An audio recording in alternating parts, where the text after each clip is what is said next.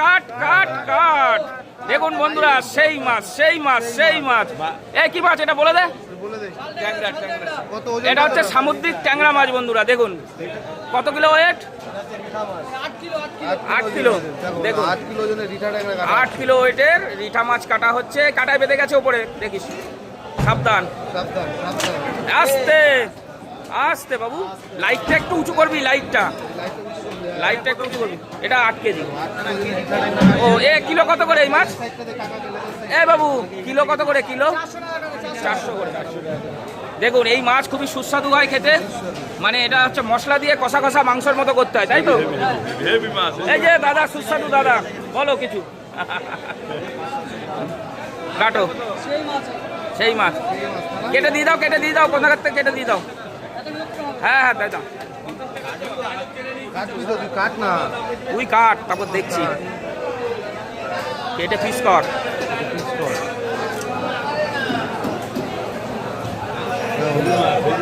Heavy না, মাছটা fresh আছে। মাছটা ফ্রেশ আছে, এক একটা থাকে না একদম প্রচুর। আর এখানে একটা মাছ দেখাতে পাচ্ছি, দেখুন এটা হচ্ছে সামুদ্রিক ভোলা। সামুদ্রিক ভোলা এই 400 টাকা করে। না এইরাও তো 400 করে নিচ্ছে মনে হয়। হ্যাঁ দেখুন এই তুই 1 কেজি 1 কেজি দাঁড়াও দেখছি। এই একটু কম নিবি। দেখুন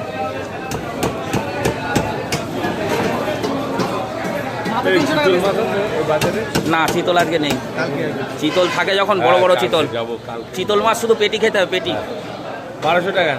ও সে নিক, টাকার দিকে তাকালে হবে না, খাবার জিনিস খেতে হবে। না ওজন করো, ওজন করো।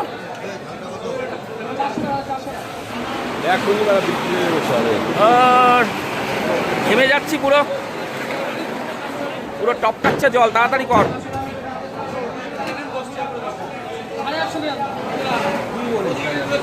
কর দেখি। আমি কি দাঁড়ায় থাকবো? ওইটা পিস করে দিক, তারপর দিয়ে দেবে আপনারটা। মাছটা ভালো। হ্যাঁ এই মাছের টেস্ট। এই মাছ মশলা দিয়ে কষা বড় মাছের ভালো ইয়ে।